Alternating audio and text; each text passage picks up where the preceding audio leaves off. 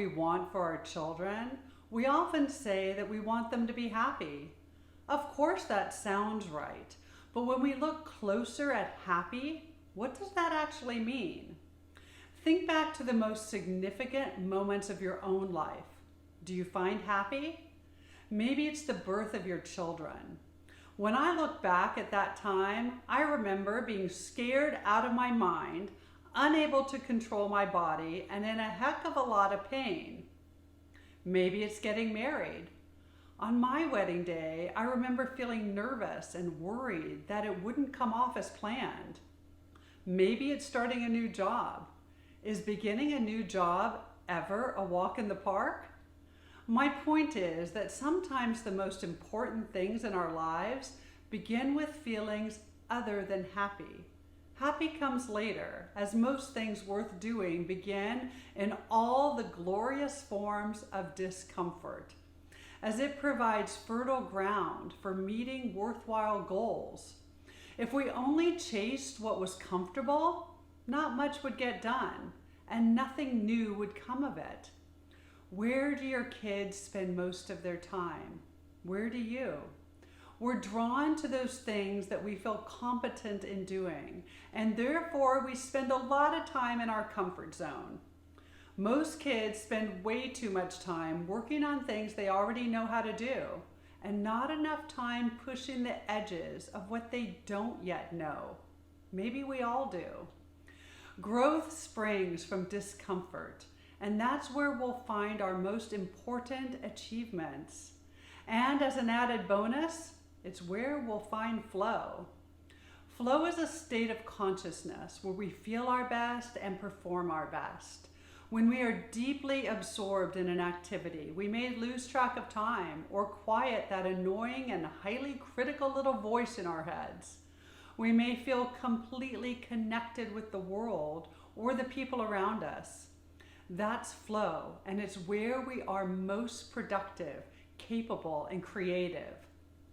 So if we want to be at our best, we're looking for flow. You may find it flying down a mountain bike trail or skittering across a tubular wave. You may find it within creative writing or artistic painting. Whatever your jam, it's probably waiting there for you. Just as with happiness, flow begins in discomfort and can be elusive.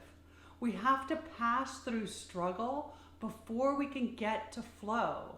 So instead of running from frustration, embrace it, knowing that happy in the form of flow comes later. Yes, we want our kids to find happy, and we want them to find flow. But before that, we want them to dance beyond the edge of comfort. When learning new skills, frustration can be a sign for kids that they're moving in the right direction. A child's brain is busy loading and encoding information when learning new things, so the brain's very active, and the little voice in their head could be protesting with doubts and distractions because it's fully awake. Have breaks, but stay with the process because mastery and flow will follow focus. In flow, parts of the brain are shutting down and going quiet, which allows time to bend and the little annoying voice to retreat. The unconscious takes over and skills are deployed flawlessly and creatively. Flow can only happen when our brains know enough to let go, meaning skills are solid and deeply grooved in our brains. They're automatic. If skills aren't there, there's nothing to hand over to the unconscious. Creativity happens in flow, in the empty spaces between the things that we already know. The more kids know, the more they can find flow and creativity. But the process begins with that struggle. Yes, the one we sometimes try to avoid.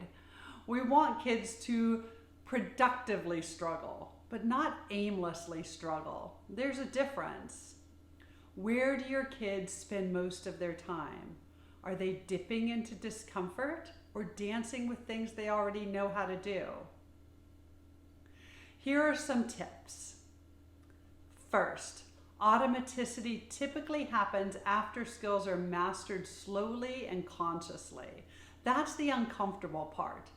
But we can ease that discomfort by making sure kids are working on skills that are just above their ability levels. Not too easy and not too hard. 2, we can also make sure that kids are receiving enough immediate feedback to course correct and keep moving forward. 3, poor mood can tank our ability to learn new things. Create an environment of positivity and optimism, and tackle a poor mood with practices such as mindfulness, gratitude, and ample breaks throughout the day. 4, dial in the precursors to flow, meaning ample sleep, nutrition, hydration, plenty of movement, and an opportunity to recover and replenish all of those resources that are spent during the day. Happy bowl schooling!